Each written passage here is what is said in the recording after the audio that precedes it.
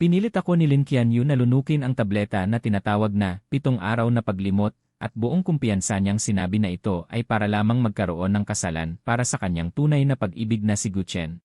Inakala niya na pagkatapos ng 7 araw, kung ituturok ko ang antidote, babalik ako sa dating Suyang na mahal siya. Ngunit hindi niya alam na ang gamot na ito ay ako mismo ang gumawa at walang antidote sa mundo. Ang pinatay niya ay ang tanging si Suyang na nagmahal sa kanya sa mundong ito. Ang mapait na lasa ng gamot ay hindi pa nawawala sa lalamunan. Agad na inilagay ni Lin Qianyu ang divorce paper sa bag, at ang matinis na tunog ng zipper ay tila nagmamadaling itago ang mga anino ng nakaraan. 5 minuto na lang bago sumabog ang epekto ng gamot, itinaas niya ang kanyang kamay at tiningnan ang relong Patek Philippe, ang regalo sa kaarawan na binili ko gamit ang pera mula sa pagbebenta ng aking pangunahing patent. Sa sandaling iyon, ang dial ay sumasalamin sa ilalim ng malamig na ilaw ang kanyang pananabik na makasama ang tunay na pag-ibig, ngunit walang kahit isang bahid ng pagkakasala sa akin. Suyang, sa loob ng 7 araw na ito, pansamantala mong makakalimutan na ako ang asawa mo. Kapag tapos na ang kasal ni Guchen, ituturok ko sa iyo ang antidote. Lumapit siya upang ayusin ang aking kwelyo. Umilag ako. Nanatili ang kanyang kamay sa hangin at bahagyang sumimangot ang noo niya. Parang sinisisi ako sa hindi pagiging angkop. Napag-usapan na natin. Si Guchen ay nasa huling yugto na ng sakit. 3 buwan na lang ang natitira sa kanya. Ang pinakamalaking panghihinayang niya ay hindi niya ako napakasalan. Ginagawa ko ito para payapain ang kanyang pag-alis.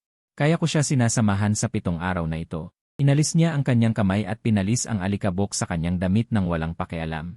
Agad siyang bumalik sa kanyang dating pagmamataas. Ang diborsyo ay para sa legal na proseso upang hindi siya maghinala. Huwag kang mag-alala, ikaw lang ang nasa puso ko. Kapag lumipas ang linggong ito, magpapakasal kaming muli at pupunta sa Europa para sa aming honeymoon. Tiningnan ko siya. Masikip ang dibdib ko, parang may malakas na sumuntok sa akin, kumakalat ang sakit. Lin Qianyu, paos ang boses ko, parang may magaspang na buhangin sa lalamunan. Paano kung hindi ko makalimutan o kung hindi ko maalala? Ngumiti siya. Ang anggulo ng kanyang mga labi ay puno ng kumpiyansa, at may bahagyang paghamak na hindi mahahalata. Tama na, Suyang. Ikaw ang nangungunang henyo sa larangan ng biology. Kahit na ang gamot na ito ay nasa ilalim ng proyekto ng iyong mentor, nakilahok ka rin. Alam mo ang kaligtasan nito.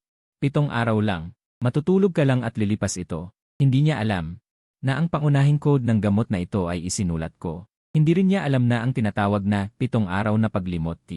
Sa huling yugto ng klinikal na pagsubok ay napatunayan na hindi nito binubura ang panandaliang memorya, kundi ganap na pinuputol ang synaptic connections ng mga nerve ng pag-ibig.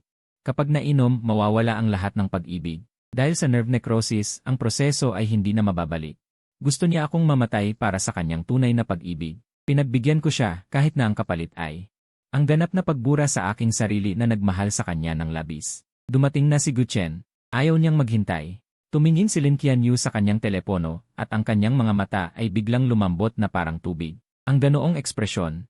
Sa loob ng 3 taon ng kasal, ay hindi niya kailanman ibinigay sa akin. Noong panahong iyon, hindi ko pinansin ang pagtutol ng aking pamilya. Tinalikuran ang aking pagkatao bilang prinsipe ng Beijing Circle, at nagtago ng pagkakakilanlan upang samahan siya sa kanyang pagsisimula. Nagamit niya ang aking pag-inom ng alak para sa paghahanap ng puhunan hanggang sa pagsusuka ng dugo. Dinala ko siya sa aking likod sa gitna ng blizzard, naglakad ng 3 kilometro hanggang Enero. Noong araw na yon, sumandal siya sa aking likod. Umiiyak siya habang nanunumpa, Suyang, sa buong buhay ko, hindi kita tataksilan. Ang tinig ng kanyang panunumpa ay parabang umaalingaw-ngaw pa sa aking tainga. Ngunit ang taong nanumpa ay nagmamadali ng maging puso ng iba. Sinabi ni Guchen na pagbalik niya sa bansa ay nasuri siyang may terminal na cancer, ngunit iyon ay isang pekeng. Binago lamang ang ilang parameter sa ulat ng pagsusuri. Ngunit hindi ko ito isinumbong. Dahil maswerte siya. Dahil handa siyang mag-abala para sa lalaking iyon. Kahit na gusto akong mawala bilang tunay na asawa, bakit ko pa kailangang maging hadlang na kinasusuklaman? Suyang, bakit hindi ka nagsasalita? Nang makita ang aking katahimikan, nagkaroon ng kaunting pagkainip sa boses ni Lin Qianyu. Alam kong nasasaktan ka. Ngunit si Guchen ay may sakit. Bilang isang lalaki, dapat maging bukas ang iyong puso. Sa loob ng 7 araw na ito, manatili ka sa bahay. Huwag kang lumitaw sa harap namin. Ipinadala ko na ang iyong baon sa alipay. Nag-vibrate ang aking telepono.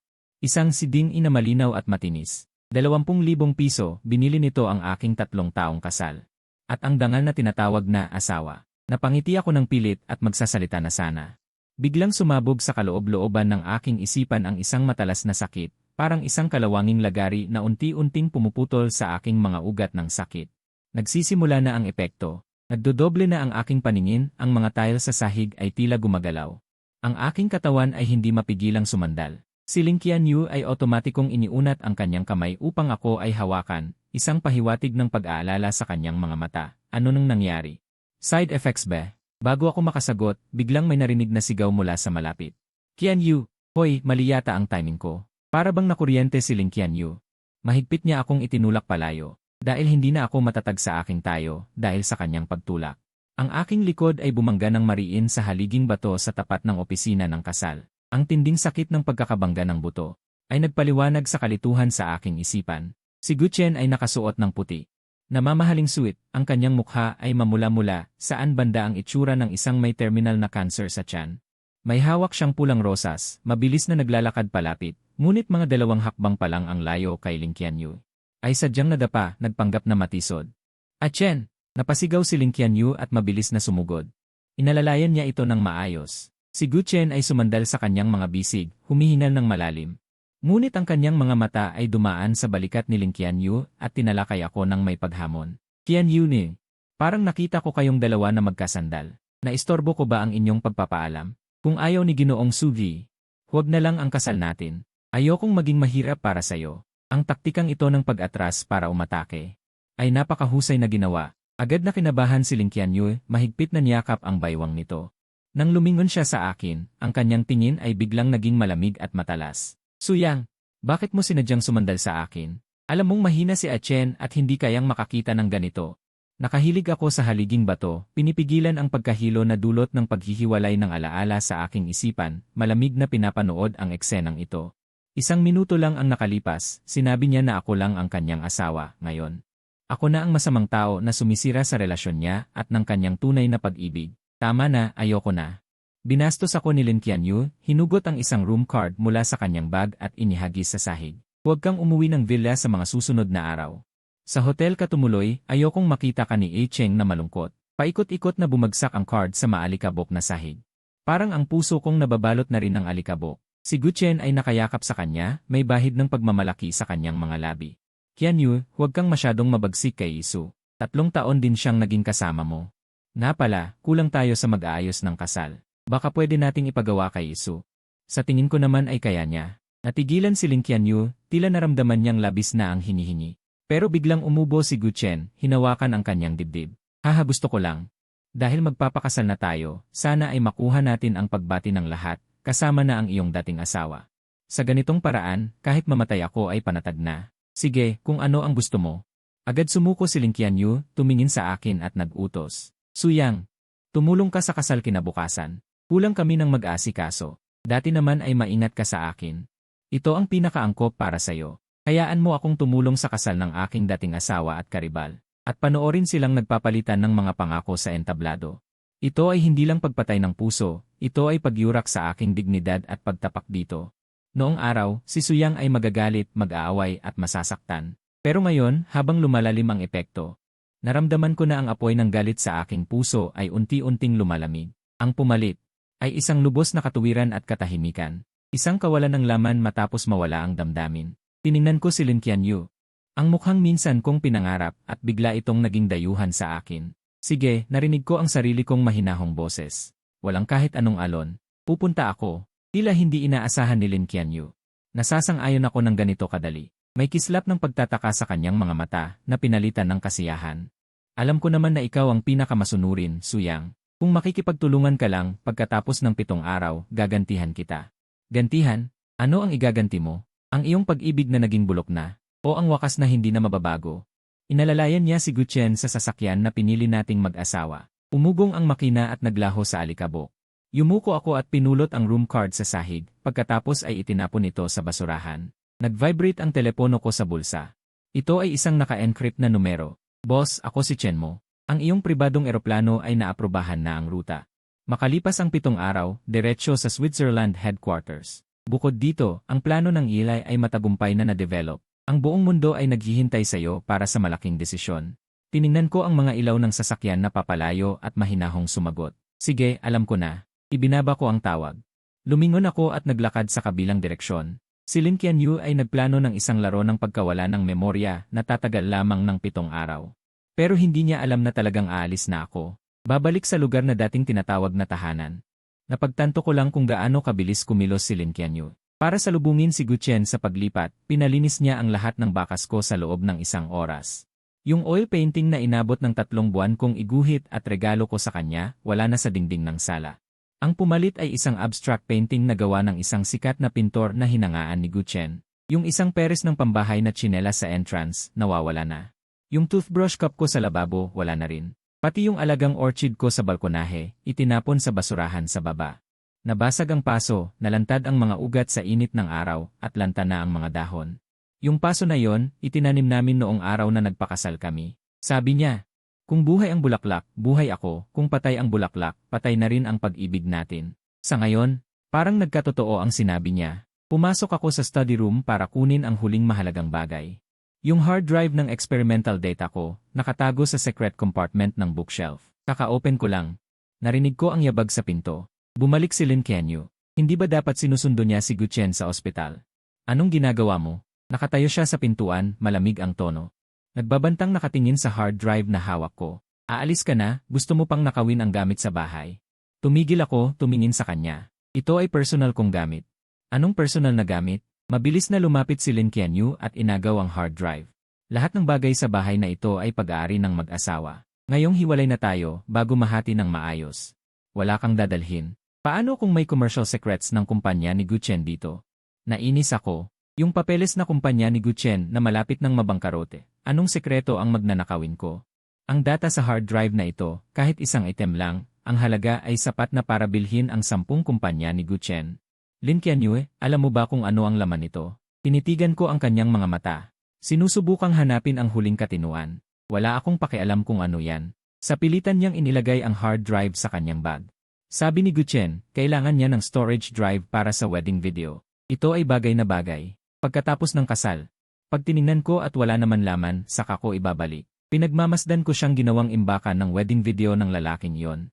Ang aking pinaghirapang siyentipikong datos na nagkakahalaga ng 100 milyon. Kung dati, magpapaliwanag at makikipagtalo ako, pero ngayon, bumalik ang kirot sa aking ulo, mas matindi kaysa dati, para bang nagpapaalala sa akin. Na mabilis na nawawala ang emosyon. Nakita ko ang walang hiya niyang mukha at biglang napagod. Kahit ang pagnanais na makipagtalo ay naglaho. Bahala ka, 2 salita lang ang nasabi ko. At tumalikod na. Tila nasaktan si Lin Qianyu sa aking saloobin, sumigaw siya sa likod ko. Suyang, anong ugali yan? Hiniram ko lang naman. Bakit kailangan mong magmukhang ganyan? Hindi ka naman ganyan dati. Noong nakaraan, itinuring ka ni Suyang na kanyang buong mundo, kahit ang buhay ay kaya kong ibigay. Ngunit iyong Suyang ay unti-unting namamatay sa gabi. Tumuloy ako sa isang murang motel, nagsimulang maglaho ang mga alaala sa aking isipan. Naaalala ko kung sino si Lin Qianyu. Naaalala kong naghiwalay kami, na siya ay magpapakasal sa iba, ngunit nagsisimula akong makalimot. Kung bakit ko siya minahal ng labis. Ang matinding damdaming iyon, ang udyok na isuko ang lahat para sa kanya. Ay mabilis na naglalaho, nagiging isang serye ng malamig na teksto. Iyan ang nakakatakot na bahagi ng gamot na pampakalimot. Hindi nito binubura ang katotohanan, inaalis lamang nito ang emosyong nakakabit dito. Kapag nawala na ang emosyon sa alaala, para kang nanonood ng pelikula ng ibang tao, gaano man kalungkot, hindi mo ito mararamdaman sa sarili. Kinaumagahan, binomba ako ng tawag ni Wang, ang matalik kong kaibigan. Laosu, nabaliw ka ba? Sabi ng mga kakilala ko. Pupunta ka raw sa kasal ni Lin Qianyu at Gu Chen para maging waiter. Sumakit ang tenga ko sa lakas ng boses ni Wang. Sumagot ako ng isang iya. Ang aking boses ay nakakatakot na kalmado. Walang kwenta, sigaw ni Wang sa kabilang linya na parang sasabog. Si Gu Chen ay hindi naman may sakit. Kakakuha ko lang ng totoo niyang medical report mula sa pribadong ospital. Ang loko-lokong ito ay kasing sigla ng isang toro. Pinagsabihan niya si Lin Qianyu para itaboy ka, lunukin ang mga patent mo. Si Lin Qianyu na babaeng iyon ay nabulag sa kanya. Alam mo pa rin. Biglang tumigil si Wang parang may naisip. Laosu, bakit kakaiba ang boses mo? Wala ka namang ginawang katangahan, di ba? Tiningnan ko ang sarili ko sa salamin, walang emosyon ang mukha, malamig ang mga mata na parang tumitingin sa isang estranghero. Pang, tulungan mo ako. Sabihin mo lang, basta huwag kang mapahiya sa kasal. Pupunta ako kasama ang mga tao, sisirain namin ang pabrika nila. Hindi na kailangang sirain ang pabrika. Inayos ko ang aking kwelyo habang nakatingin sa salamin. Isang ngiting walang init ang gumuhit sa aking mga labi. Makipag-ugnayan ka sa Switzerland. Sabihin mo sa kanila. Ang ghost ay handa nang bumalik. At ayusin mo ang ebidensya na nagpapanggap na may sakit si Guchen, gawin mo itong isang iye. Dahil gusto nila akong tumulong sa kasal, bibigyan ko sila ng isang bagay na hindi nila makakalimutan panghabang buhay. Natahimik si Wang sa kabilang linya. Matagal bago siya nakahinga ng malalim. Ghosty. Ano yon? Iyong alamat ng Global Biochemistry. Lao Su, huwag mong sabihin sa akin na ikaw ang misteryosong hari na yon. 7 araw, iyan ang ibinigay sa akin ni Lin Qianyu bilang linggo. Tumingin ako sa maulap na kalangitan sa labas ng bintana. Ang aking mga mata ay kumikislap ng nakakasindak na liwanag. Ngunit para sa kanya, ito ang simula ng bangungot niya sa nalalabi niyang buhay. Ang epekto ay kailangan ng kaunting oras para tuluyang lumabas. Bago ko siya ganap na makalimutan, gusto kong personal na lagyan ng perpektong tuldok ang katangahang kasal na ito. Wala ba talagang lunas? Tinanong ni Wang nang may pag-aalala, nanginginig ang kanyang boses. Hinawakan ko ang bahagi ng aking puso. Dati itong tumitibok ng masigla at baliw para kay Lin Qianyu, ngunit ngayon ay tahimik tulad ng isang lawa. Lunas! Tumawa ako ng may pait, ang boses ay puno ng matinding lamig. Ang patay ay hindi nangangailangan ng lunas. Pagkatapos kong ibaba ang tawag ni Wang na mataba, sumakay ako ng taxi at dumiretso sa Yonding Estate. Ito ang pinakamahal na venue dito. Noong panahong wala kaming pera ni Lin Qianyu, nabanggit niya na gusto niyang magpakasal dito. Wala akong pera noon. Ngumiti siya at sinabing sa susunod na lang. Ngayon may pera na ako at ako ang pumili ng venue. Pero hindi sa akin siya ikakasal. Naririnig mo ba? Parang palengke ang ingay. Ilaw, gusto ko ng warm orange, hindi itong maputla na parang salibing. Hindi ba kayo marunong mag-adjust? Anong nangyari sa sound system? Kung may ganitong buzzing sound bukas sa kasal, lalayas kayong lahat. Naka-white suit si Lin Qianyu, nakatayo sa gitna ng stage, sumisigaw sa planning team. Mahigpit ang hawak niya sa two-way radio, puti ang mga knuckles, pinagpapawisan, may mga hibla ng buhok na dumidikit sa noo. Mukha siyang balisa at gusgusin. Si Guchen ay nakakulong sa malambot na upuan sa tabi. May hawak na maligambam na tubig. Hindi man lang siya tumulong, nagdadagdag pa ng gulo. Qianyu, huwag kang magalit. Kung talagang hindi kaya, tiyagain na lang natin. Basta makakasal lang ako sa'yo, kahit sa tabing daan, okay lang. Hindi pwedeng ganun. Lumingon si Lin Qianyu, biglang nawala ang galit. Ito ang kasal natin, dapat perpekto. Ikaw at Chen, huwag kang magsalita. Mag-ipon ka na lang ng lakas. Tiningnan ko ang relo ko, 6 na araw na lang bago tuluyang kumalma ang epekto ng gamot. Parang lumapot pa ang ulap sa utak ko. Habang pinagmamasdan ko ang asawa ko na nagpakahirap para sa ibang lalaki, wala akong naramdaman. Parang may salamin na naghihiwalay sa akin sa gulo. Dumiretso ako sa main control panel at inayos ang color temperature ng main lights sa 3,200 ni. Tanggalin ang blue gel sa auxiliary lights, palitan ng soft light. Nagmamadali ang lighting technician. Inagaw ko ang control fader sa kanya, mabilis na inayos ang mga slider sa lighting console. Sound technician.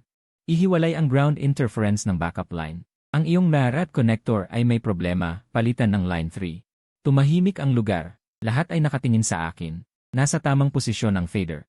Agad na naging warm orange ang maputlang ilaw sa stage, nawala ang nakakatusok na buzzing sound, at malinaw na lumabas ang background music. Wala pang 3 minuto ang lumipas. Nakatulala si Lin Qianyu sa stage, ilang segundo bago nahimasmasan. Nang makita ang maayos na venue, nawala ang pagkabalisa sa kanyang mga mata at kumalas ang kanyang mga balikat. Tumalon siya pababa ng stage at nagmadaling lumapit sa akin. Dumating ka na sa wakas. Tiningnan niya ako mula ulo hanggang paa. Hindi siya nagulat sa ginawa ko, sa halip parang nagreklamo na parang nagbawas ng bigat. Bakit ngayon ka lang? Ang mga walang kwentang to, 3 araw na nilang hindi maayos. Pagdating mo, ayos agad. Sana kahapon ka na lang pinapunta ko para bantayan. Hindi ako sumagot. Inayos ko ang mga slider ng lighting console sa tamang posisyon.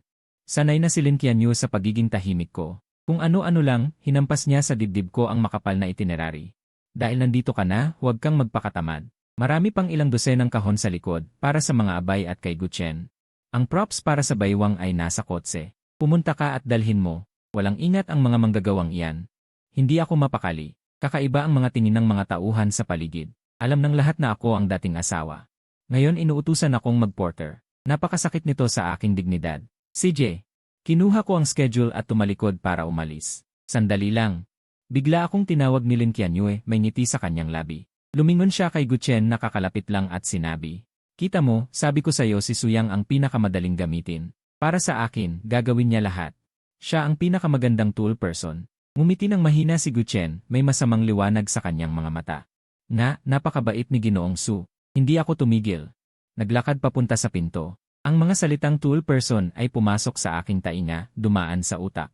Ang kahulugan ng kahihiyan ay inalis, naiwan lamang ang isang serye ng sound signal, isang oras na pagbubuhat. Ang mga kahon ng props ay puno ng mga instrumentong pangmusika at eskultura na ginagamit ni Guchen para magpakitang gilas. Sa pagkakataong ito, sunod-sunod kong dinala sa likod. Basang-basa na. Pagkatapos dalhin ang huling kahon, tumayo ako sa gilid ng entablado at uminom. Si Guchen ay inalalayan ni Lin Qianyu na lumapit. Malapit nang matapos ang rehearsal. Maraming kamag-anak mula sa dalawang pamilya ang naroon. Mayroon ding mga tauhan na nanonood. Ginoong Su, pagod ka na, sabi ni Guchen habang lumalapit sa akin. Nakasuot ng peking ngiti, sumulyap siya sa aking puno ng alikabok na pantalon. Biglang nanlambot ang kanyang mga paa. Ang thermos ay bumagsak ng malakas. Siya ay sumigaw ng pinalabis. Sumandal siya sa gilid. Mabilis ang kamay ni Lin Qianyu, agad siyang inalalayan. Ano ang nangyari? May masakit ba? Wala. Si Guchen ay nakakunot ang noo, may sakit na mukha, itinuro ang sapatos. Naapakan ko lang kanina. Natanggal ang sintas ng sapatos. Gusto ko sanang itali, pero masakit pa ang baywang. Masakit ang baywang, hindi ako makayuko. Agad na sinabi ni Lin Qianyu, luluhod ako, tutulungan kita. Huwag, hinawakan siya ni Guchen, puno ng pag-aalala ang kanyang mga mata. Ang suot mong palda ngayon ay napakaikli, luluhod ka, makikita ang loob. At ikaw ang nobya. Paano mo magagawa yon? Pagkatapos sabihin, ang tingin niya ay dumaan kay Lin Qianyu. Diretso sa akin ang tingin, malinaw ang hamon sa kanyang mga mata. Ginoong Su, pwede bang humingi ng tulong sa'yo? Nanigas ang hangin. Ang mga bulong sa paligid ay parang langaw na umuugong. Ito ay masyadong sobra, ipatali ang sintas ng sapatos ng kasalukuyang kasintahan sa dating asawa. Mahina lang. Sabihin na si Suyang ay isang gold digger. Ngayon iniwan na, gusto pa ring mambola kay Linzong. Hirari-diray, kahiyaan sa mga lalaki. Si Lin Qianyu ay nakaramdam din ng hindi tama. Hindi tumingin kay Guchen, sinabi, hayaan na lang ang assistant. Nagpunta ang assistant para bumili ng gamot, pinitig siya ni Guchen, hinawakan ang kanyang dibdib at umubo ng malakas. Pulang-pula ang mga mata. Hindi ko naman talaga kailangan na si Ginoong Su ang tumulong, pero hindi talaga ako makayuko ngayon. Kung sa tingin ni Ginoong Su ay nahihirapan siya, di huwag na lang. Makatitiis naman ako. Magaling siya sa moral blackmail. Kita ni Lin Qianyu kung gaano siya nahihirapan. Agad siyang naawa. Tumingin siya sa akin, may luha sa mga mata. Bulong niya, Suyang, tulong nga. Huwag mong hayaang mahiya ang lahat. Mahiya? Sino ba talaga ang nagpapahiya kanino? Nanuyot ang mga daliri niya sa bag, parang hinahanda ang sarili na baka sumabog ako, sumigaw o manuntok. Naninigas ang buo niyang katawan, handang sumingit anumang oras. Tiningnan ko si Guchen. Yung mamahalin niyang Italian leather shoes nakakapulish lang, at yung nakalugay na sinta sa carpet. Walang anumang emosyon sa isipan ko. Walang galit, walang kahihiyan, kahit pag-atubili wala. Isa lang itong utos, misyon, itali ang sintas. Tagaganap, Suyang. Ibinaba ko ang bote ng tubig, humakbang pasulong. Si Lin Qianyu ay umatras ng kalahating hakbang. May pagtataka sa mga mata niya. Suyang, huwag kang magulo. Sa gitna ng gulat ng lahat. Tahimik akong lumuhod, isang tuhod ang sumayad sa sahig. Akma at tila kalkulado ang bawat galaw. Nanigas ang pagmamayabang sa mga mata ni Guchen. Hindi niya inaasahan na ganun ako kadaling lumuhod. Inabot ko ang sintas. Hindi nanginginig ang mga daliri ko, parang sa laboratorio na humahawak ng delikadong specimen. I cross. Ibalot, hilahin ng mahigpit. Gumawa ako ng perpektong bow.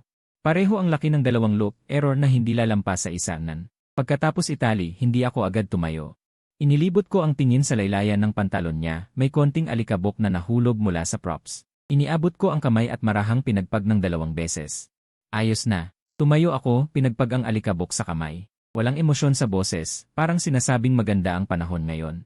Tahimik ang lahat, hindi na makangiti si Guchen. Sobrang pagsunod na parang suntok sa kumot. Walang bisa, pakiramdam niya para siyang clone na tanga. Mas masama pa ang mukha ni Lin Qianyu kaysa kay Guchen.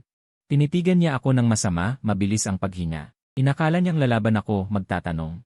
Gumapang ang lamig mula sa talampakan. Ang lalaking ito, tila wala na talagang pakialam sa dignidad. O sa halip, wala na siyang pakialam sa kung ano ang iniisip niya tungkol sa kanya. Suyang, Napabuka si Lin Qianyu, namamaos ang boses. May iba ka pa bang gagawin? Pinutol ko siya. Mahinahon kong tiningnan ang mukha niya. Sa retina ko. Ang micro-expression niya ay na-decode bilang datos, dilation ng pupil ng 15%, bilis ng paghinga. Tumaas ang cortisol level. Konklusyon, natatakot siya. Wala na. Iniwas niya agad ang tingin. Magpapahinga muna ako.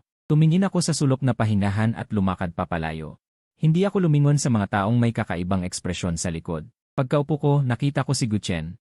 Inilabas niya ang hard drive na naglalaman ng aking core data. Pumaway siya sa isang lalaking mukhang tambay na may suot na hip-hop style. Kilala ko ito. Sikat na hacker sa industriya, palayaw ay Monkey. Nagtago silang dalawa sa lilim sa gilid ng stage. Akala nila walang nakakapansin, pero sa anggulo ko, kitang-kita ang pag-uusap nila. Na-encrypt ito. Kinuha ni Monkey ang hard drive, isinaksak sa dala-dala niyang laptop, at nag-type ng ilang beses. Kumunot ang noo niya. Wow, may kaya pala ang encryption algorithm na to. Hindi ito yung karaniwang gamit sa merkado. Nag-iingat na tumingin sa paligid si Guchen, pagkatapos ay bumaba ang boses. Baka may laman ito. Itinago iyon ng basurang si Suyang sa isang secret compartment. Kaya mo bang i-crack? Wala pang lock na hindi ko nabubuksan, sabi ni Monkey na nakangisi. Naglabas siya ng isang black USB drive at isinaksak. Bigyan mo ako ng isang gabi. Bago magsimula ang kasal bukas, siguradong makukuha ko lahat ng datos dyan. Kung puro wedding video lang, okay lang. Pero kung may mga kahiyahiyang bagay, kumislap ang kasakiman sa mata ni Guchen. Pagkatapos, tiyak na hindi maliit ang pabuya sa'yo. Inalis ko ang tingin at humigop ng tubig. Na-encrypt ang hard drive gamit ang pinakabago kong binaural algorithm. Ang tanging kahinatnan ng brute force ay ang self-destruction. Pero bago ito masira, otomatiko itong mag-alert sa remote server at ilolok ang at pisikal na lokasyon ng manghihimasok. Kung gusto nilang manood, hayaan silang manood ng sapat. Sa kailaliman ng isipan ko, dumating na naman ang pamilyar na sakit. Ipinakita ng system, emotional necrosis, 30% completion. Isang asul na virtual text ang biglang lumitaw sa aking paningin, ito ang visual feedback mula sa gamot at ang reaksyon ng biochip sa loob ng katawan. Tumingala ako. Nakita ko sa malayo si Linkianye. Pinupunasan niya ng tissue ang pawis ni Guchen, ang galaw ay napakaamo. Puno ng pagmamahal ang kanyang mga mata. Dati, kapag nakikita ko ito, parang may malaking kamay na pumipiga sa puso ko. Sobrang sakit na halos hindi ako makahinga. Sobrang sama ng loob ko. Gusto kong sumugod at magtanong kung bakit. Pero ngayon, ang heart monitor ay nagpapakita ng 65 beats per minute. Stable at kalmado. Nagbago si Linkianye sa aking paningin, ang dating tinatawag kong asawa, ang filter ay ganap nang nawala. Kitang-kita ko ang texture ng kanyang balat, pores, fine lines, at kapal ng foundation. Hindi na siya ang asawang dati kong iniidolo, kundi isang organismo na gawa sa protina, tubig, at carbohydrates, isang carbon-based biological tissue na nasa proseso ng metabolismo. Kahit ang pakunwaring pag-aalala sa kanyang mukha ay na-decompose ko sa simpleng paggalaw ng facial muscles. Pag-ikli ng zygomaticus major, bahagyang panginginig ng orbicularis oculi, walang anumang kagandahan. Hinawakan ko ang aking dibdib. Ang walang laman na pakiramdam, parang may nanakop na lamang loob. Ang damdaming tinatawag na pag-ibig, sa sandaling ito, ay tuluyang naging zero. Si Suyang ay tila may naramdaman, lumingon at tumingin sa akin sa kabila ng mga tao. Sa pagkakataong ito, wala na siyang nakita sa aking mga mata na pamilyar. Walang pag-ibig, walang puot, kahit liwanag. Isang patay na tubig lamang, walang ilalim. Siya ay hindi sinasadyang nanginginig. Nahulog ang kanyang mga kamay sa lupa. Tiningnan ko ang kanyang tingin at kinuha ang aking telepono upang mag-text kay Wang Fatso. Sapat na ang paghahanda, oras na upang bitagin. Ang kasal ay itinakda sa eksaktong ika-12. Nasa control room ako sa ikalawang palapag ng Yan Huichan, nakatingin sa ibaba sa pamamagitan ng one-way mirror. Ang mamahaling suit ng lalaking ikakasal ay tinanggal na. Pinalitan ng isang maluwang na uniforme ng trabahador na may nakasabit na badge ng technical staff. Ang pulang karpet ay nakalatag sa gitna. Diretso sa entablado. Ang system ay nagpapakita ng 45% necrosis sa emotional area. Ang asul na teksto sa kaliwang sulok ng aking retina ay kumislap. 10 minuto ang nakalipas, si Lin Qianyu at si Guchen ay naglakad sa pinto na nagwiwisik ng yelo. Ang damit pangkasal ay ang aking disenyo. Noon, malamang ay sasakit ang aking puso. Ngayon, pakiramdam ko ay wala ng oras. Automatikong kinakalkula ng utak ko kung magiging semiconductor ang wedding cake. At kung gaano katigas ang mga daliri ni Guchen sa kanyang baywang. Si Guchen ay kinakabahan. Nakasuot siya ng hindi bagay na puting suit. Mamantika ang kanyang mukha. Hindi niya tinitingnan ang nobya, ang kanyang mga mata ay palipat-lipat. Nakatitig sa mga bisita. Director Lai. Director Lai. Salamat sa pagdalo. Iniwan ni Guchen si Lin Qianyu at sumugod, iniunat ang kanyang kamay. Hindi siya tinignan ni Director Li. Umikot siya at dumiretso sa section. Nanatili sa ere ang kamay ni Guchen, saka inayos ang kanyang kurbata. Si Chen sandali, siya ay tila nalilito. Dumaan ka, pabulong na sabi ni Guchen. Sabihin mo sa kanila na kilala ko si Big Wang. upang takpan ang kahihiyan. Sa sandaling iyon, muling bumukas ang malaking pinto ng banquet hall. Pumasok ang isang grupo. Si Wang Fatso, nakasuot ng itim na Chinese suit, at may kasamang 3 matatandang lalaki. Sa kaliwa ay ang presidente ng Pfizer Greater China. Sa kanan ay ang head ng biotech na si Taidu. Sa gitna, nakasuot ng tangsuit, ay ang big boss na kumokontrol sa pandaigdigang medical na supply. Ang 3 ito ay karaniwang imposibleng imbitahin. Ngunit dumating sila ngayon. Lumiwanag ang mga mata ni Gu Chen, excited siyang gumalaw. Sumugod siya kay Wang Fatso para makipagkamay. President Wang, dinala mo talaga ang mga matatandang ito. Nagbago ang boses ni Gu Chen. Mga nakatatanda, salamat sa pagdalo sa kasal ng inyong nakababata. Napakarangal para sa aming hamak na tahanan. Ako si Gu Chen, ang lalaking ikakasal ngayon, at tagapagtatag din ng Chen Qiiliao. Tumigil ang 3 matatanda. Tinignan ng matandang nakatangsuit ang kamay ni Gu Chen. Lumingon kay Wang Fatso. Xiao Wang, ito ba ang sinasabi mo? Ang daga na nagnakaw ng apoy ng mga Diyos. Ngumiti ng madilim si Wang Fatso. Gumawa siya ng kilos. Mga nakatatanda, maupo na tayo at manood ng palabas. Ang magandang palabas ay hindi pa nagsisimula. Hindi ito narinig ni Gu Chen. Akala nila'y nagyayabang lang ang boss. Sunod-sunod na gamit ni Ate Shan. Mga Ginoo, dito po sa pangunahing mesa. Pinaglaanan kayo ng pangunahing mesa. Abala siya sa paghahanda, hindi man lang napansin ang mga matatandang iyon. Sa daan patungong stage, lahat sila'y napatingin sa control room sa ikalawang palapag, isang pagdududa sa multo. Nagbigay ako ng utos, lumipat ang kamera sa likod na daanan. Nag-almusal si Wang Pangzi sa banyo. Sumilip siya sa pinto ng control room at nag-abot ng itim na aparato. Lao Su. Hindi siya pumasok. Ito ang hinihingi mo. Sinabi ng mga Ginoo. Kung magbibigay ka lang ng isa pang doktor, sa loob ng 1 oras, mawawala si Gu Chen sa mundo. Kinuha ko ang controller, malamig sa pakiramdam. Hindi na kailangan. Iinatan ko ang bagay na yon. Masyadong mura kung mawawala lang ito. Gusto ko sa tuktok nito. Dumurog ito ng lubusan. Komplikado ang tingin ni Wang Pangzi. Sigurado ka bang okay ka? Kung umupo ka na, putol ko sa kanya. Magsisimula na ang kasal. Sumara ang pinto. 12 oras 18 minuto, nasa oras. Si Shi ay nagdaramdam sa entablado, ngunit si Gu Chen ay tila naiinip, parang walang nakikita. Lumingon sa pangunahing mesa. Pagdating kay Gu Chen, mabilis niyang ibinulong ang 3 salita, pinilit na igalaw ang singsing. Mga Ginoo, sa masayang araw na ito, bukod sa pag-aasawa ng aking minamahal, may isa akong malaking anunsyo. Itinulak niya si Lin Qianyu, pumalakpak patungo sa control room. Palitan ang ini. Si Lin Qianyu may hawak na singsing, natigilan at tumingin sa ikalawang palapag, puno ng pagkabalisa. Pinindot ko ang enter. Lumabas sa malaking Z ang ginintuang letra, Cross-Era Biomedical System. Restructuring the Code of Life. Nagkaroon ng buzz sa ilalim ng entablado. Ang 3 matatandang lalaki lamang ang naupo ng tuwid. Alam naman ng lahat, kahit negosyante ako, lagi kong pinangarap, sabi ni Gu Chen nang may laway na lumilipad. Ang magligtas ng buhay. Pagkatapos ng 3 taon ng aking koponan na pagsusumikap araw-gabi. Sa wakas ay nakagawa kami ng sistemang ito na kayang ibalik ang pagkalat ng selula ng kanser gamit ang isang algorithm. Ito ay isang himala sa kasaysayan ng medisina. Ito ang pinakamagandang regalo para kay Qianyu. Pinindot niya ang clicker, gumulong ang code sa screen. Yaong mga sinaliksik ko sa madaling araw, bawat variable ay pawis ko. Ngayon ay sinasabi ni Gu Chen na siya ang nag-develop. Tingnan niyo, ito ang arkitektura ng core algorithm, itinuro ni Gu Chen sa screen. Ang lohikang ito, sa buong mundo ako lang ang makakagawa. Ang mga tinatawag na eksperto at propesor. Sa harap ng sistemang ito, mga bata lang sila. Sa ibaba, tumawa ng malamig ang matandang nakatangsuit. Natigilan si Gu Chen, pero mabilis na nagpatuloy.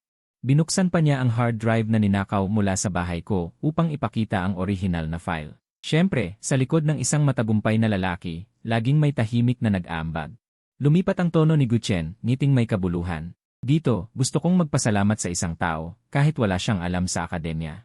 Pero sa aspeto ng logistic, talaga namang nakatulong ito sa akin. Palit ng screen, itim na background na may puting teksto, espesyal na pasasalamat kay Ginoong Suyang, dating asawa. Nagpapasalamat ako sa kanyang pambihirang ambag sa logistic at pagsasaayos ng tubig. Nagtawanan ang mga nasa ibaba. Iyan ang duwag na umaasa sa babae. Sabi nila ngayon ay nanggugulo pa siya rito. Wala talagang bayad. Grabe ang diskarte ni Ginoong Gyu, pumatay ng pagkatao. Namutla si Lin Qianyu. Sumugod siya at hinawakan si Gu Chen. Asawa ko, anong ginagawa mo? Patayin mo yan. Pinangako mo sa akin na hindi mo siya hihiyain. Qianyu, masyado kang mabait. Tinulak siya ni Gu Chen, itong basurang ito, kung hindi niya malalaman ang kanyang lugar. Ma'am, habang buhay siyang gagambala sa'yo. Tinutulungan ko siyang harapin ang realidad. Nasiyahan siya sa tawanan ng mga tao sa ibaba. Tumingala siya sa ikalawang palapag, Suyang, alam kong nandyan ka sa itaas. Sumigaw si Guchen sa mikropono, huwag kang magtago. Lumabas ka at bumati sa lahat.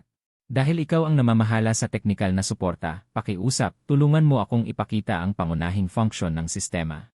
Ibig sabihin, ang huling pagpapatakbo. Ito ay isang hamon, kontrol sa kapangyarihan.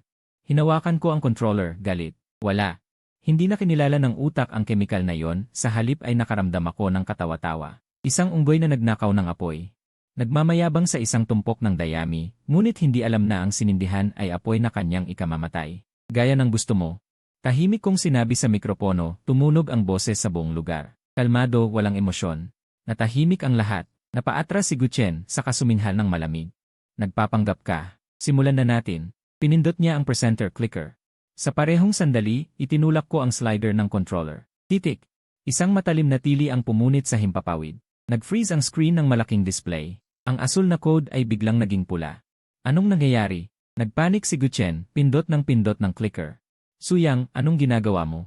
Lumamon ang pulang code sa interface na parang parasite. Nagsimulang mag-overwrite ang base code. Babala, may nakitang illegal na pagpasok. Nabigo ang biometric verification. Na-activate ang self-destruct program. Countdown, 19, 18. Ang tatlong matatandang lalaki sa ibaba ay tumayo ng gulat. Ang matandang nakasuot ng tangsuit, si Ginoong Deng, at maging ang arkitekto ng kamay ng Diyos, ang maalamat na multong ito ay narito pala. Walang naintindihan si Guchen, nakita lang niya ang kanyang obra na gumuho. Suyang, paano mo nagawang galawin ang sistema ko? Pagreklamo ako sa pulis, isasakdal kita sa pagsira ng komersyal na sikreto. Tumakbo siya paakyat sa ikalawang palapag. Si Lin Qianyu ay nakatayo sa gitna ng entablado, nakatingin sa pulang screen at sa saradong bintana ng ikalawang palapag.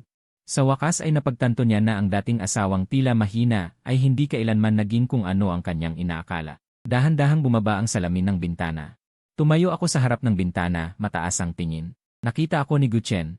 Tinitigan ko siya. Nang bumaba ang timer sa isa, itinaas ko ang kanang kamay ko. Gumawa ako ng senyales ng baril kay Guchen, pilit ng umiti, Eden. Walang tunog na bumuka ang labi ko. Sa susunod na segundo, ang malaking screen ay naging static. Isang video na may malaking imahe ang biglang pumasok. Hindi nag-blackout o sumabog ang malaking screen. Biglang napunit ang eksena na nagpapakita ng core algorithm, pumutok ang isang high-definition video na may malakas na bass. Ang lakas ng tunog ay nagpa-vibrate sa mga baso sa mesa. Iyon ay isang e-room sa isang nightclub. Sa video, si Guchen ay nakasuot ng limited edition hoodie na sinabi niyang binili para sa chemotherapy. May mga babae sa magkabilang braso niya. Hinawakan niya ang dalawang babae. Ginoo, hindi ba sinabi ninyo na masakit? Kaya pa uminom, sabi ng boses ng isang babae sa video. Uminom si Guchen ng isang boat ng blackjack. Tumulo ang alak sa kanyang leeg papunta sa damit. Isinaksak niya ang isang bundle ng pera sa dibdib ng babae at mumiti ng sapilitan. Masakit? Iyon ay para lokohin ang babaeng iyon sa bahay. Ang lakas ng katawan ko. Kaya kong makipaglaban ng 300 rounds ngayong gabi. Halika ha! Ang timestamp sa kanang sulok sa ibaba ng video ay maliwanag na pula, Oktubre 15, 2023. Sa oras na yon, si Lin Qianyu ay nakaluhod sa templo, paisa-isang yumuyuko, at nagdadasal para kay Guchen na nasa unang chemotherapy. Patay na katahimikan sa buong lugar. Tanging ang tawa ni Guchen at ang nakakainis na electronic music ang umalingaw-ngaw. Ang mga tao sa ibaba ay nakabuka ang bibig. Nakalimutan kumuha ng litrato. Si Lin Qianyu ay nakatayo sa gitna ng stage, maputla ang mukha. Tinitigan niya ang malaking screen. Ang baukwet sa kanyang kamay ay nahulog sa sahig, nagkalat ang mga petals. Hindi maaari, nanginginig ang kanyang mga labi, lumingon kay Guchen. Natigilan si Guchen. Ang kanyang pagmamayabang ay biglang nagyelo, saka gumuho sa takot. Patayin agad, sumugod si Guchen sa control booth para bunutin ang mga wire. Ito ay peke. Ito ay gawa ng lie. Suyang, ikaw na hamak na tao. Sinaktan mo muna ako, bago niya mahawakan ang kuryente, nagbago muli ang eksena. Ito ay isang medical report. Buong physical examination analysis report ni Guchen. Mula sa Swiss Federal Institute of Technology Biology Lab. Nag-scroll ang mga indicator, E. pylori negative, gastric cell activity normal. C. Antigen 0.5 ng NA. Walang advanced gastric cancer. Ang katawan ay sapat na malusog para sa marathon. Ngunit sa dulo ng report, lumitaw ang isang makapal na pulang linya na rescreening results. Syphilis antibody NA positive. ++++. Genital herpes virus VESE 2 positive, active phase. Nagkagulo ang buong venue. Ang ilang mga mesa na pinakamalapit sa stage ay biglang tumayo at umatras. Pilit na pinapalo ang kanilang mga damit para bang umiiwas sa salot. Diyos ko! Nagkunwaring may sakit para lang makapag-asawa at drug lord pa pala. Ang laki naman ng kawalan ni Ginoong Lin. Halos itong si Ginoong Gyu, mukhang seryoso pero grabe pala ang kalikutan sa likod. Isang sigaw ang lumukob sa dalawang nasa entablado. Nakatitig si Lin Qianyu sa pulang letra, positibo sa droga. Nitong mga nakaraang araw, laging nagdadahilan si Ginoong Gu para hindi siya hawakan. Sabi niya dahil daw sa chemotherapy kaya mahina ang katawan. Pero ito pala ang dahilan. Matinding pagduduwal ang bumalot sa kanya. Nanlumo siya, pasuray-suray na umatras, puno ng takot ang mga mata. Qianyu, pakinggan mo ako eh. Ganap na nagpanik si Ginoong Gyu, humarap para hilahin si Lin Qianyu. Peke ang report na yan.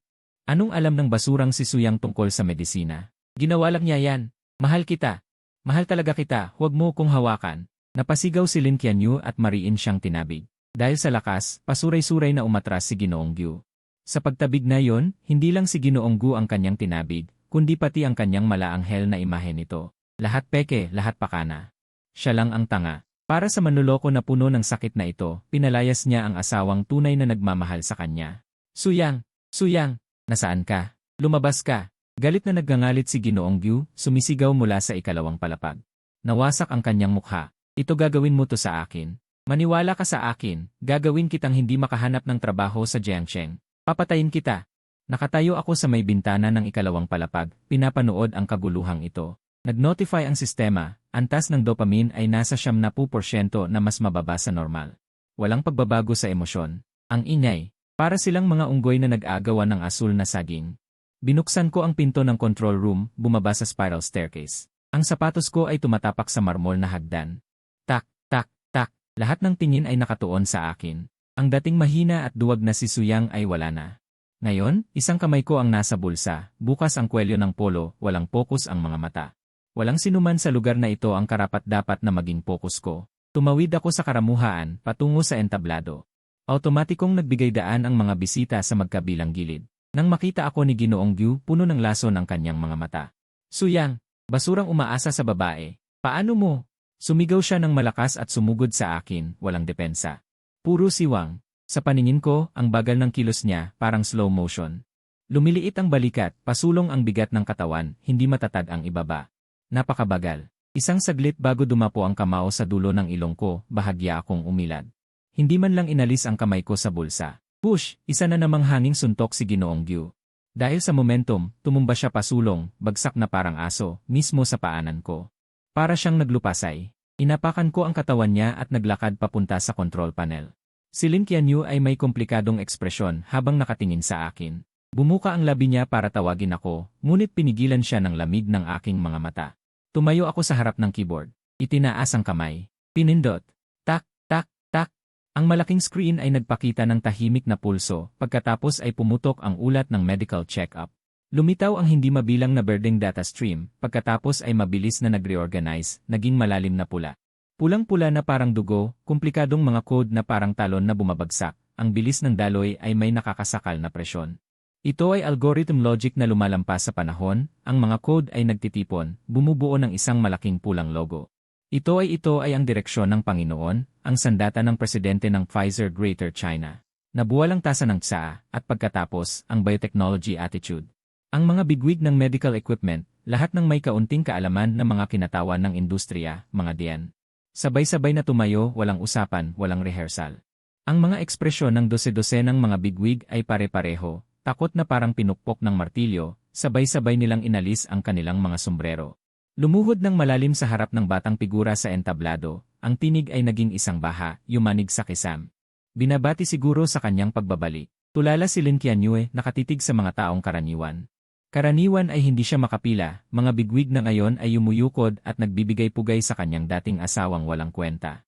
Multo bulong niya, blangko ang isip.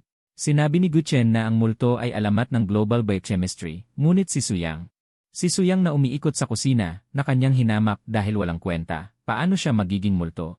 Si Guchen na nakahandusay sa sahig ay namangharin, nanginginig ang buong katawan. Bilang isang insider sa industriya, alam niya kung ano ang ibig sabihin ng multo. Iyon ang pinagmulan ng code na ninakaw niya at ipinagmalaki sa Yili kanina. Iyon ang isang nilalang na hindi niya maabot kahit na tumingala. Imposible, hindi ba't ikaw ay isang may bahay lang? Paano ka magiging multo? Hindi makapagsalita si Guchen, basa ang kanyang pantalon, umihi na siya sa takot. Hindi ko pinansin ang mga yumuyukod sa likod, hindi ko tiningnan ang mga langgam sa paa, lumingon ako kay Lin Qianyu. Maputla ang kanyang mukha, namumula ang mga mata, gulat. Pagsisisi, pagkalito, at kawalan ng pag-asa. Inabot niya ang kanyang kamay upang hawakan ang aking manggas, tulad ng dati kapag siya ay nasaktan at humihingi ng aliw. Suyang, hindi ko alam, hindi mo sinabi sa akin. Umiiyak ang kanyang boses. Ito ay isang hindi pagkakaunawaan, ako ay nalinlang ni Guchen. Umuwi na tayo, okay? Hindi pa tapos ang epekto ng gamot. May pag-asa pa tayo. Tiningnan ko ang kanyang kamay na nakaunat. Dati, ito ang kamay na pinakagusto kong hawakan. Ngayon, mabilis na sinuri ng aking utak ang microbial community sa kanyang balat at posibleng mga natitirang balat ni Guchen sa ilalim ng kanyang mga kuko. Madumi. Umurong ako ng kalahating hakbang, iniiwasan ang hawakan. Tumpak at malamig ang kilos. Nanatili sa hangin ang kamay ni Lin Qianyu, bumulwak ang luha. Ang kalahating hakbang na iyon ay naghiwalay sa amin ng langit at lupa. Kinuha ko ang mikropono, tiningnan siya, at ang aking boses ay matatag na umalingaw-ngaw sa buong venue. Walang galit, tanging malamig na paglalahad ng katotohanan. Yung wedding video na gusto mo, hindi ko na-save. Itinuro ko ang malaking screen na may pulang code sa likod, at si Guchen na nanginginig sa sahig. Ngunit ito ang dapat mong panoorin. Pagkasabi, binitawan ko ang mikropono. Bumagsak ito sa entablado ng may malakas na lagaslas. Lumingon ako at bumaba sa entablado. Si Wang Pangzi ay handa na agad, inihagis niya agad ang isang itim na kapote sa aking balikat. Tinakpan ang murang barong. 3 big boss ang lumapit sa akin, sobrang yuko ng kanilang mga baywang. Nagbigay daan. Guro, nasa labas na po ang sasakyan, handa na ba? Tumango lang ako ng mahina, hindi tumigil ang aking mga hakbang. Mula sa likuran ay narinig ko ang walang katapusang pagmamakaawa. Suyang, huwag kang umalis. Suyang. Puno ng pagsisisi ang boses, ngunit hindi ako lumingon. Sa kaibuturan ng aking isipan, nangingibabaw ang malamig na tunog ng sistema sa kanyang iyak. Abiso ng sistema, 60% na ang progreso ng necrosis sa emotional area. Na-activate na ang auditory nerve filtration system. Sa sandaling iyon, ang kanyang iyak ay isa lamang ingay na 2,000 Hz, hindi kasing saya ng tunog ng daloy ng code. Paglabas ko ng pinto, nakasilaw ang sikat ng araw ng tanghali. Itinaas ko ang aking kamay upang harangan ang liwanag. Wala akong naramdamang kasiyahan, sobra lang ang liwanag. Sa airport, sumakay ako sa likod ng Jeachang Lincoln. Nang maisara ang pinto, nahiwalay ako sa ingay sa likuran. Lin Qianyu, ang larong ito na tinatawag na parusa ay nagsisimula pa lamang. At ako ay isa ng tagalabas. Hindi pa man nakasara ang pinto ng Jeachang Lincoln, isang hagulgol ang pumutok sa banquet hall. Tumagos sa makapal na soundproof na salamin. Suyang, hindi ka pwedeng umalis. Sinira mo ang kinabukasan ko. Kailangan mo akong bayaran. Ang kamay kong nasa switch ay tumigil. Sa kalahating bukas na bintana ng kotse, tumalon si Guchen mula sa sahig. Nakakatawa ang suot niyang sobrang laking hospital gown, ngunit totoo ang pilak na kutsilyong panghiwa ng cake sa kanyang kamay. Hindi siya makalapit. Ang mga bodyguard ay bumuo na ng pader ng tao. Kaya, lumingon siya kay Lin Qianyu na pinakamalapit sa kanya. Naputol ang sigaw. Sinakal ni Guchen ang kanyang leg, itinutok ang kutsilyo sa kanyang carotid artery, pinindot ang balat. Dumaloy ang isang linya ng dugo. Huwag kayong lumapit. Lahat, huwag lumapit. Sumigaw si Guchen, namumula ang kanyang mga mata. Ako ang nagtatag ng Tianqi Medical. Ako ang magiging leader ng negosyo sa hinaharap.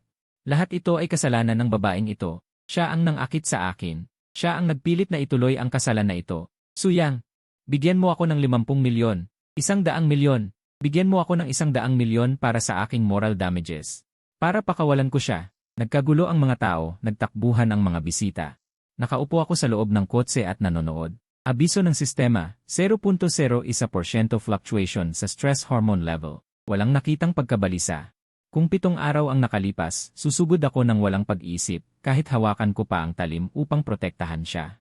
Ngayon, ang aking utak ay nagtatayo lamang ng modelo ng tilapon at analisis ng mekanika. Distansya 15 metro. Kaliwang kamay ng angalumbaba, kanang kamay may hawak na kutsilyo, ang sentro ng grabidad ay nasa likod. Ang mga binti ay handa sa labanan. Konklusyon, mukhang malakas ngunit mahina. Isang postura na hindi mananalo. Boss, kailangan ba nating kumilos? Si Wang Pangzi ay nakatayo sa tabi ng kotse, nangangagat ang labi. Ang bastos na ito ay sawa na sa buhay. Tiningnan ko ang aking relo, 10 minuto pa. Itinulak ko ang pinto at bumaba, ang aking sapatos na katad ay humakbang sa kalsada, malinaw na tunog. Nang makita ako, ang dating desperado na mata ay may liwanag, ang luha at malamig na pawis ay dumadaloy sa leg. Sumakit ang sugat, Suyang, iligtas mo ako, paos ang boses niya. Alam ko na mahalaga pa ako sa'yo, hindi mo ako iiwan, tama ba? Si Gu Chen ay nagagalak at hinigpitan siya, humihingi ng tawad ng malalim, hahaha, alam ko na. Suyang, ikaw ay talagang iyong matamis na aso, mabilis na magbayad. Kung hindi, gagawa ako ng butas sa kanyang leg. Tumayo ako, ang mga kamay ay nasa bulsa ng aking Amerikana. Wang Pangzi, linisin ang lugar. Pagkatapos sabihin, ang mga nagkukunwaring waiter na bodyguard ay kumilos ng walang satsat. Binuhat ng bodyguard, isang saksak na sipa, mabilis na parang anino. Tumakbo, tumama mismo sa kanang tuhod ni Gu Chen, isang malutong na tunog ng buto. Sumigaw si Gu Chen, ang kanang binti ay baluktot na pabalik, ang kutsilyo ay lumipad mula sa kamay. Gumulong siya sa entablado at bumagsak sa marmol na sahig. Si Lin Qianyu ay lumuhod na mahina. Huminga ng malalim, ang marka ng dugo sa leeg ay nakakasindak. Lumakad si Wang Pangzi. Tinapakan ang kamay ni Gu Chen at dinurog. Kanina hindi ka ba matapang? Humihingi pa ng 100,000,000. Gusto mo bang sunugin ko para sa'yo? Nahimatay si Gu Chen sa sakit, nagbubula ang bibig. Tapos na ang panganib. Hindi na inayos ni Lin Qianyu ang kanyang damit pangkasal, umakyat siya gamit ang kamay at paa. Tumakbo siya ng pasuray-suray papunta sa akin, Suyang, Suyang. Ang makeup ay sira, ang eyelin ay kumalat na itim. Sumugod siya sa harap ko, inabot ang kamay upang hawakan ako, mumiti. Alam ko na hindi mo ako hahayaang mamatay. Halos mahawakan ng kanyang daliri ang laylayan ng aking Amerikana, umatras ako ng isang hakbang na iwasan. Walang laman ang kamay ni Lin Qianyu sa himpapawid. Tiningnan niya ako, ang aking mga mata ay walang damdamin, walang galak, walang awa. Wala ring pagmamahal, parang tumitingin sa bato o espesimen, Suyang. Nanginginig si Lin Qianyu, bakit mo ako tinitingnan ng ganyan? Ako si Qianyu, ako ang iyong asawa. Ex-asawa, itinama ko. Ang sertipiko ng diborsyo ay kinuha mo mismo 3 araw na ang nakalipas. 2 salitang parang sampal sa mukha ni Lin Qianyu, namutla siya. Hindi, iyon ay peke, iyon ay para lokohin si Gu Chen, magulo ang kanyang pananalita. Ako ay naloko, Suyang, maniwala ka sa akin.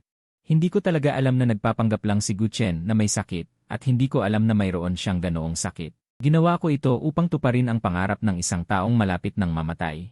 Ikaw lang ang nasa puso ko, sinubukan niyang lumapit muli, ang luha ay parang ulan. Isipin mo ang dati nating panahon, sinira mo ang iyong pamilya para sa akin, binuhat mo ako papuntang ospital sa gitna ng taglamig, at ang palayok ng Gentleman's Orchid. Sinabi mo na mamahalin mo ako habang buhay. Paano kang naging ganito kalamig? Nascan ng utak ang mga eksena, dugo. Ospital, asul na halaman, panunumpa. Ngunit eksena lang iyon. Parang nanonood ng mababang kalidad na lumang pelikula. Alam kong naghihirap ang bida, pero hindi ako nakikiramay. Tapos na ang pagkuha ng memorya, pinutol ko siya. Walang datos. Pero ano naman? Si Lin Qianyu ay natahimik, dilat ang mga mata. Bigla, hinanap niya ang kanyang bag, gamot. Tama, may gamot pa. Kumuha siya ng asul na hiringgilya. Iyon ang dating antidote. Ngayon ay ika-5 araw, hindi. Ika-6 na araw. Si Lin Qianyu at si Suyang ay mabilis, hindi pa dumarating ang ika-7 araw.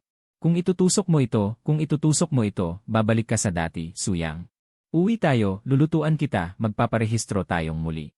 Magiging maayos na ang buhay natin simula ngayon, hindi na ako makikipagkita kay Gu Chen, sige na.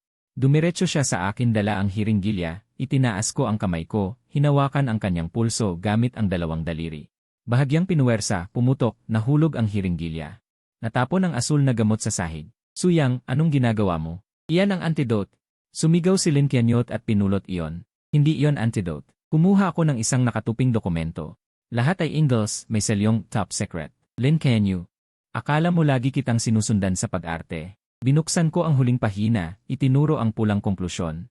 Pero hindi mo man lang ako tinanong kung ano talaga ang gamot na ito na ginawa ko. Si Lin Qianyu ay natigilan. Hindi niya maintindihan ang datos, pero naiintindihan niya ang utak na yon. Ang tatanggap ay mawawalan ng kakayahang makaramdam ng saya at kalungkutan. Ika-2 yugto, ika-4 hanggang ika-6 na araw. Nagsisimulang matanggal ang emotion-related area ng hippocampus. Nananatili ang memorya, ngunit ang emosyonal na kulay na nakakabit dito ay sa pilitang binubura. Tumingin sa kanyang maputlang mukha, ipinagpatuloy ko ang pagbasa. Ika-3 yugto. Ika-7 araw, ngayon, itinuro ang salitang irreversible. Ang emotional control area ng prefrontal cortex ay magkakaroon ng permanenteng nerve necrosis. Lahat ng neural synapses na may kinalaman sa pag-ibig, puot, at pagmamahal ay ganap na mapuputol. Konklusyon, kumpleto na ang personality reprogramming. Ang tatanggap ay magiging isang ganap na rasyonal na biological machine. Ang proseso ay hindi na mababalik. Masyado kang nagmamadaling pakasalan si Gucheng, hindi mo pinakinggan ang sasabihin ko. At ikaw, ang mismo mong naglagay ng gamot sa bibig ko at pinanood mo akong lunukin yon. Tinakpan ni Lin Qianyu ang kanyang bibig. Matinding pagduduwal. Ang alaala ay parang matalas na kutsilyo. Noong araw na yon sa Civil Affairs Bureau, nagmamadali siyang nag-udyok, kumain ka na dali, ayaw ni Gucheng na maghintay. 7 araw lang, lumipas na ang lahat. Siya mismo ang pumatay sa Suyang na nagmamahal sa kanya. Si Lin Qian ay tuluyang bumagsak, lumuhod at hinila ang sariling buhok habang sumisigaw. Ang kawalan ng pag-asa ay mas malalim kaysa sa itak na nakatutok sa leg. Sa pagkakataong ito, nasa kamay niya ang kutsilyo, at ang sinaksak niya ay ang pinakamamahal niyang tao, si Suyang. Nagkamali ako, talagang nagkamali ako, umiiyak siyang lumuhod at gumapang para yakapin ang binti ko. Nakabaon ang mukha sa laylayan ng pantalon ko, pakiusap, may paraan ka. Ikaw ay isang multo. Ikaw ay henyo, tiyak na may paraan ka para iligtas ang sarili mo, di ba? Ayaw kitang maging makina. Ayaw kong kalimutan mo ako. Ibibigay ko ang buhay ko sa'yo, bumalik ka sa dati, please. Yumuko ako, ang puso ko'y tila patay na tubig, tanging ingay lang ang nararamdaman. Lumampas na ang marka ng pagkakahati. Itinaas ko ang kamay para tingnan ang relong iyon, dati kong kayamanan. Ngayon ay orasan na lamang. Tumatalbog ang segundero, tik-tak-tik-tak. Binibinilin, nagbago ang tawag. Si Lin Qian ay biglang nanginig.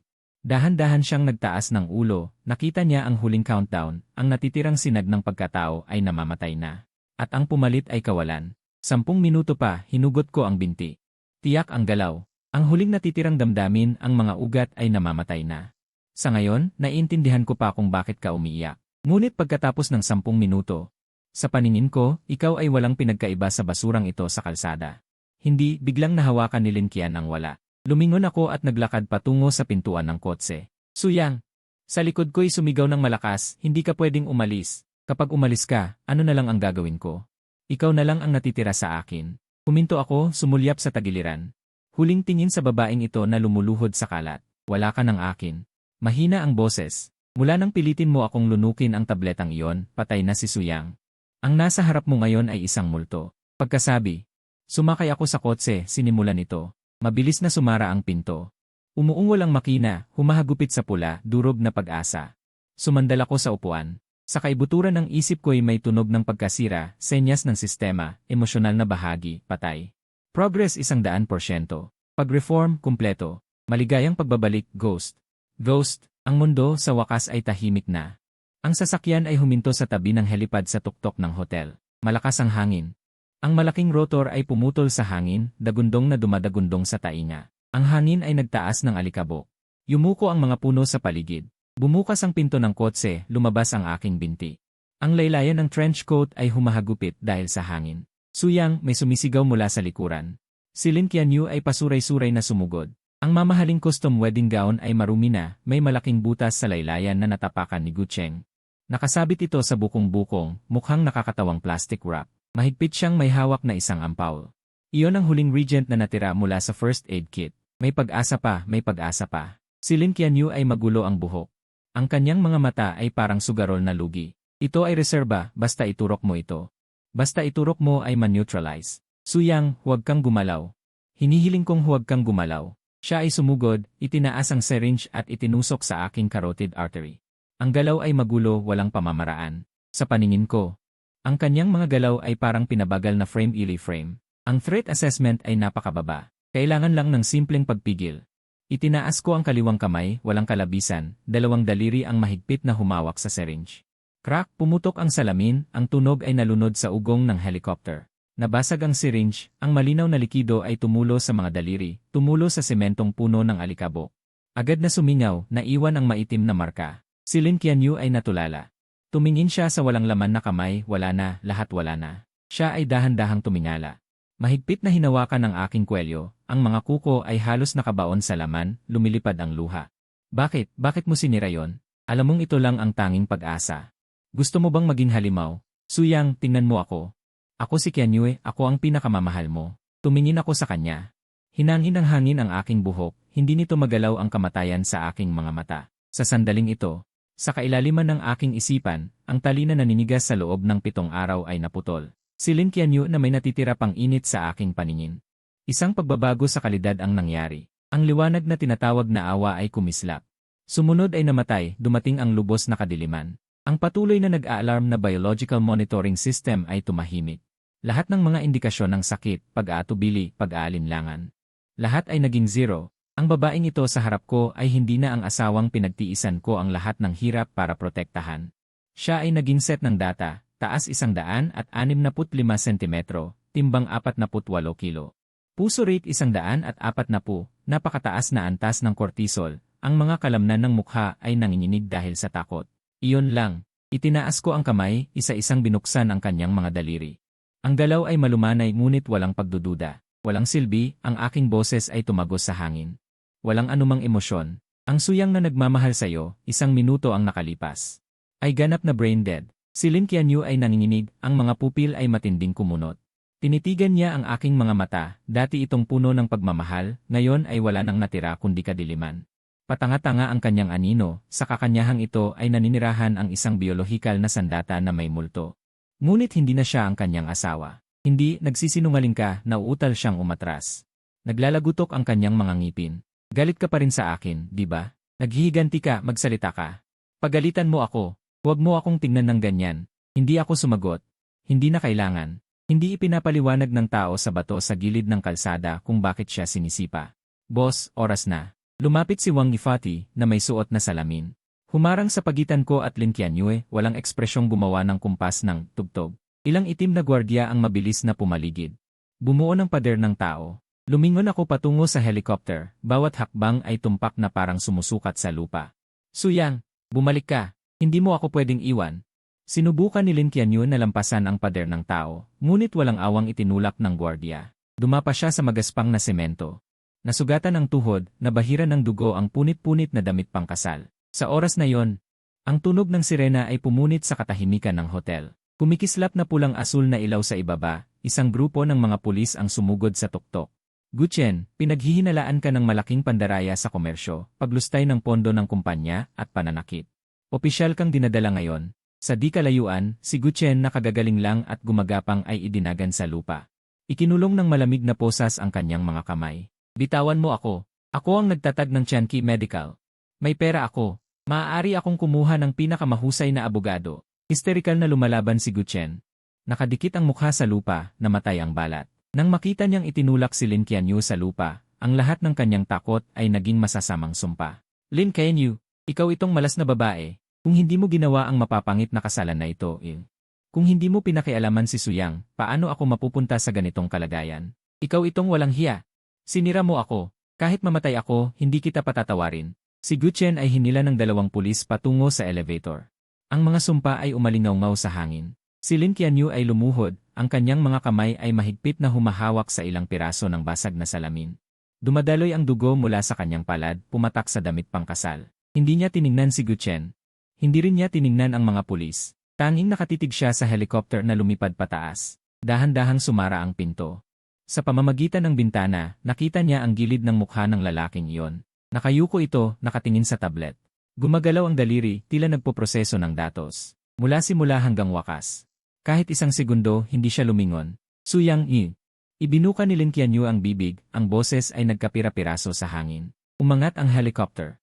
Hinipan ng hangin ang kanyang buhok. Pinanood niya ang itim na tuldok na paliit ng paliit. Ang luha ay dumaloy sa kanyang bibig.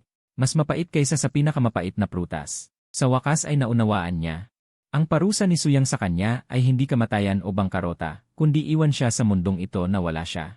Pinapanood niya ng may malinaw na pag-iisip kung paano niya mismo sinira ang lahat. Ito ay isang sentensyang panghabang buhay. Makalipas ang 1 taon, sa Half Mountain Villa ng Jiangsheng, dating tahanan ni Suyang at Lin Qianyu. Noong diborsyo, umalis si Suyang na walang dala at iniwan ang mamahaling mansyon na ito sa kanya. O sa halip, ibinigay ito sa kanya. Sa harap ng salamin na pinto ng sala. Si Lin Qianyu, nakasuot ng kupas na pajama, may dalang 2 mangkok ng Yangchon noodles na kanyang niluto. Ang huling mahirap na bahagi. Ang teknolohiyang ito ay ganap na magbabago sa paraan ng pag-imbak ng memorya ng tao. Sa press conference, sinabi ni Ginoong Suyang, ang tunay na layunin ng agham ay ganap na rasyonalidad at ebolusyon. Ang tao ay hindi dapat nakatali ng walang silbing emosyon. Sa eksena, si Suyang ay nakasuot ng maayos na itim na suit. Nakatayo sa spotlight. Siya ay mas payat kaysa 1 taon na nakalipas, matalas ang mga linya ng mukha. Ang mga matang iyon, sa pamamagitan ng screen, ay nanatiling malamig, walang kalungkutan o saya. Walang init. Nakatitig si Lin Qianyu sa screen, marahang hinahaplos ang malamig na salamin. Suyang, nasali ka na. Ang gwapo mo. Lumingon siya at inilagay ang isang mangkok ng noodles sa bakanting upuan sa tapat, kung saan may nakahanda ng isang set ng kubyertos. Ang pagkakaayos, ang direksyon ng chopsticks, lahat ay eksaktong gaya ng dating ugali ni Suyang. Ngayon, nilagyan ko ng paborito mong spring onion, walang silantro. Lagi mong sinasabi noon. Kapag pagod sa trabaho, kailangan kumain ng mainit na noodles. Umupo siya sa tapat at mumiti ng malambing sa hangin. Kain na, madedeform na ang noodles. Sa walang laman na villa, tanging tunog ng ay, walang tao, alaala na lang. Sa taong ito, si Gu Chen ay namatay sa bilangguan dahil sa komplikasyon ng pagkalason sa karbon bago na aprubahan ang aplikasyon para sa medikal na pagpapalaya. Si Lin Qianyu ay nagbabantay sa malaking yaman na iniwan ni Suyang. Binabantayan ang walang laman na bahay na ito. Hindi mabilang na tao ang nagnais lumapit, ngunit lahat ay pinalayas na parang sinumpa. Ibinabalik niya ang bawat sulok ng bahay sa itsura bago umalis si Suyang. Ang lantang orchid na yon ay ginawang specimen.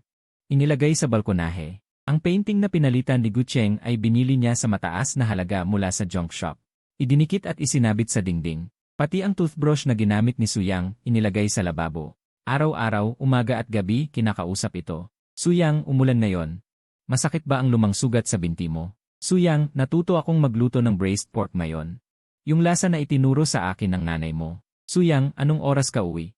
Pwede ba kitang sunduin? Sinubo niya ang noodles. Walang lasa. Parang nguya ng wax. Walang babala, nahulog ang luha sa mangkok. Bigla siyang nagbaba ng chopsticks.